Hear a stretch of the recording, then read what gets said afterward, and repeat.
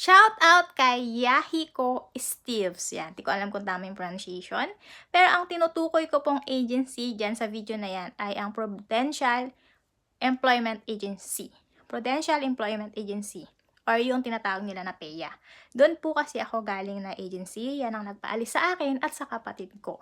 Sa kanila po, basta maliit lang yung tato at hindi naman kita sa uniform, ay tinatanggap nila yung mga aplikanting ganon. At yun ay under approval ng employer. Marami pa pong agency na tumatanggap ng may tato. Ang RHB tumatanggap yan. Yung RHV Victory po ay more on farm yung tinatanggap nila, mga farmers. Marami talagang natatanggap na farmers dyan sa agency nila. Tumatanggap sila ng mga may tato. I-declare nyo yan, tapos pag na-approve ni employer at okay sa kanila, isasalang nila kayo sa interview. Yan guys, maganda rin yung agency na yan. Good luck, kuya!